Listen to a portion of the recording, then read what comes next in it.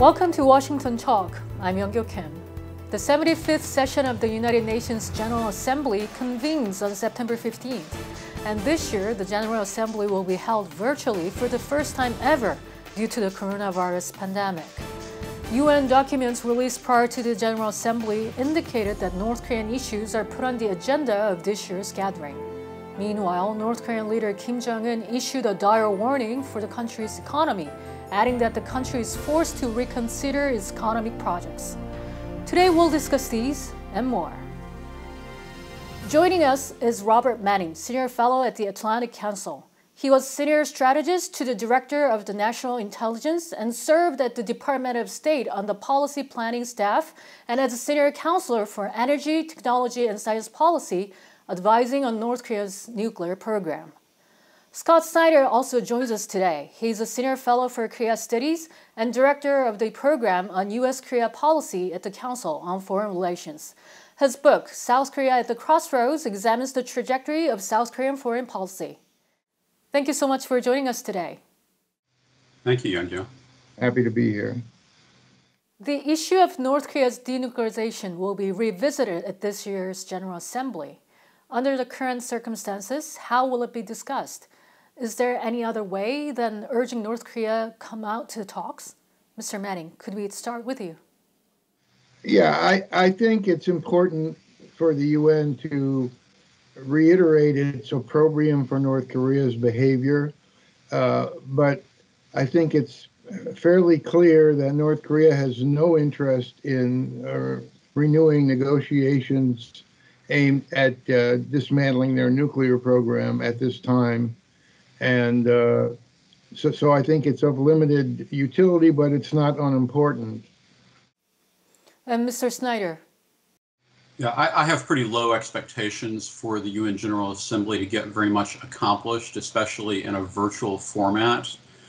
This was supposed to be a significant symbolic year, the 75th anniversary of the founding.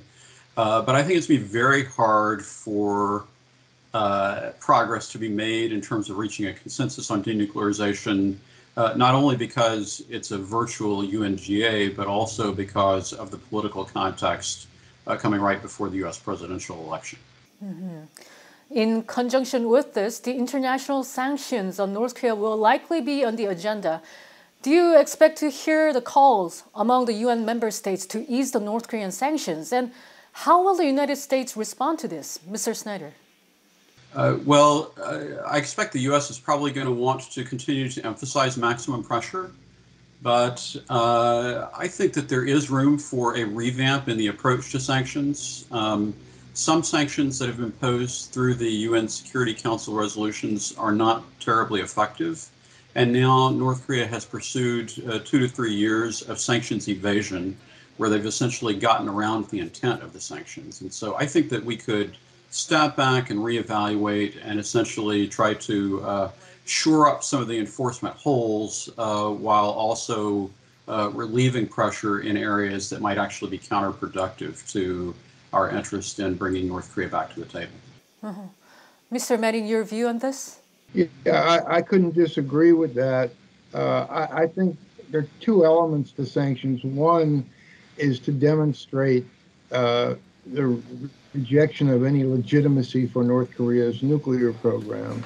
The so-called maximum pressure has actually not been either one, neither maximum nor pressure, because the North Koreans are very skilled at evading sanctions through a whole variety of means, not least cyber theft and ransomware, where they've earned hundreds of millions of dollars.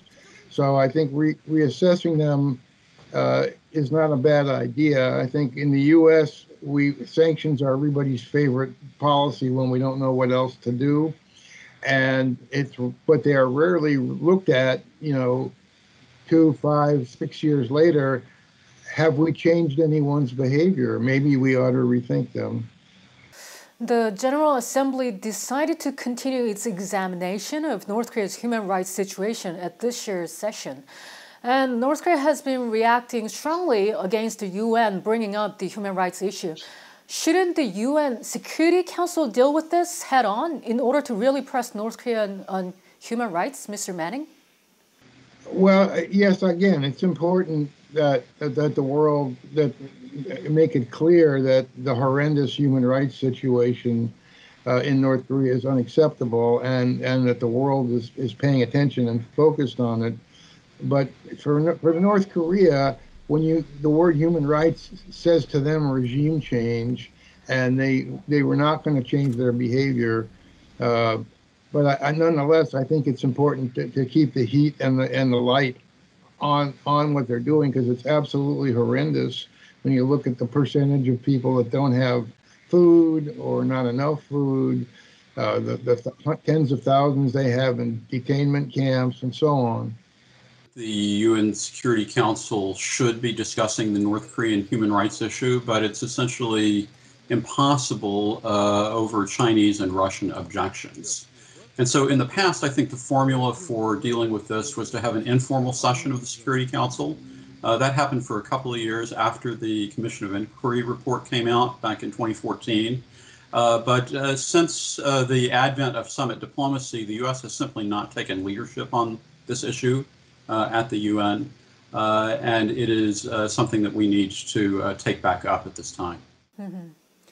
And this week, a number of news media reported about Washington Post journalist Bob Woodward's upcoming book, Rage.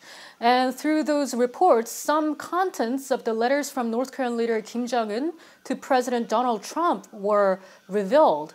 What do you think these letters tell about President Trump and Chairman Kim's relationship? Mr. Snyder, your view first. Well, the letters were fascinating, really, and I think that, one, it shows that North Korea and Kim Jong-un have had a pretty good understanding of President Trump himself in terms of trying to shape and flatter the ego. In fact, one thing that is very striking, I think, with the switch from Fire and Fury to letters is that there's an ego-stroking competition between Kim Jong-un and Trump. But I think that what the letters also reveal is that summit diplomacy concentrating on Kim and Trump is particularly potentially dangerous. And so we really need to widen the aperture and re-engage at other levels and in other forms between the two governments. Some of Kim's advisors must have had a lot of fun drafting those letters. And I suspect that, to me, it suggests a really condescending view of Trump, that he could be easily manipulated. And they weren't entirely wrong. But it's also true that, both, as Scott mentioned, you had these two competing egos. And I think, especially in Hanoi, both Trump and Kim thought they could persuade the other, and they were easy to manipulate, and the result was it was a total failure.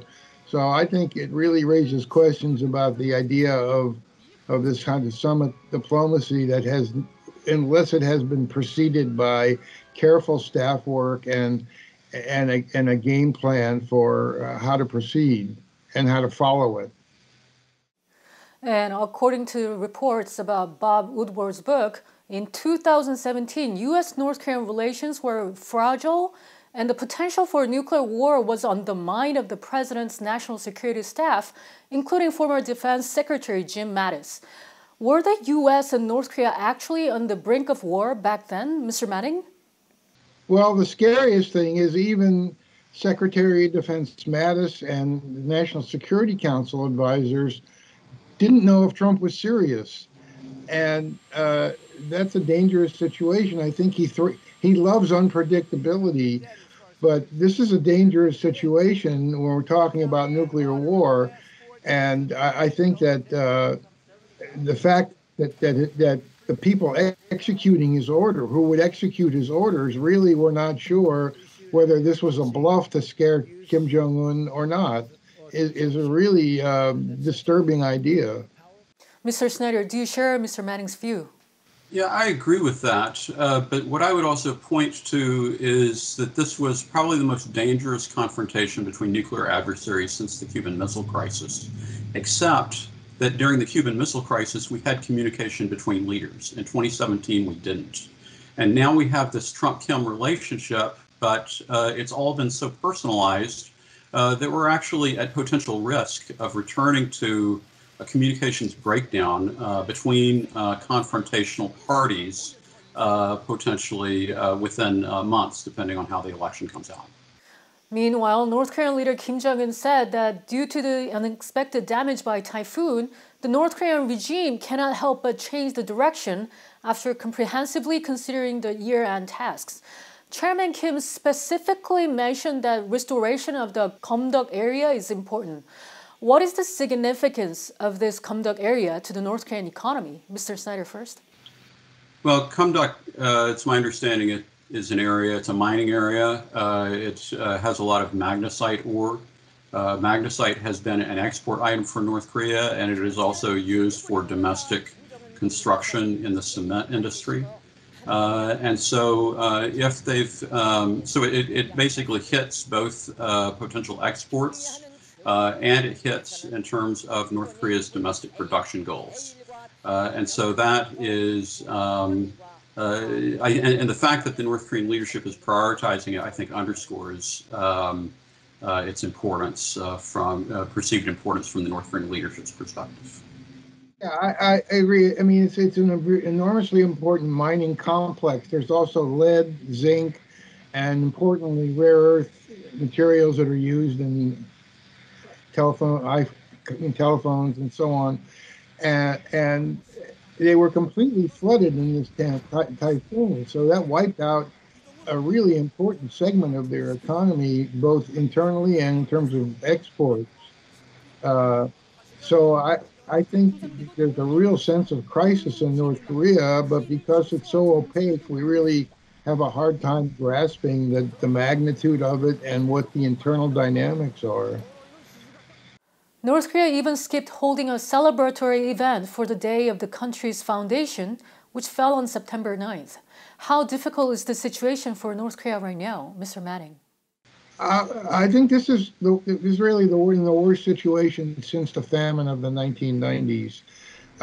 You have these typhoons that are wiping out arable land, mining, and you have the border closures because of COVID, and so 90% of their trade comes through the border from China. So their economy, by most projections, is supposed to shrink somewhere in the 10 to 15% range this year.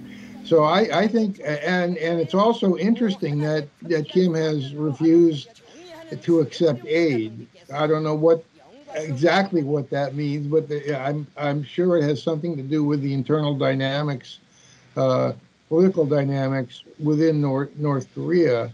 And of course, on top of that, Kim has apparently had some sort of illness, and over the last year or so, we've seen the rising profile of his sister, Kim Yo-jong, as if they're preparing her to be accepted in the event that something happens. So, we have all these moving parts going on, and it's very hard to understand what it adds up to. I agree that North Korea is facing economic hardship, and the biggest example of that is that it has impacted some of these national political loyalty celebrations and demonstrations, because those really are paramount objectives and priorities for the North Korean state. And so for those to be interrupted, I think does suggest significant problems. But I think there's also a silver lining to the typhoons, at least for North Korea, because it kind of takes Kim Jong-un off the hook in terms of the completion of the Pyongyang hospital that has been a publicly announced objective for October 10th.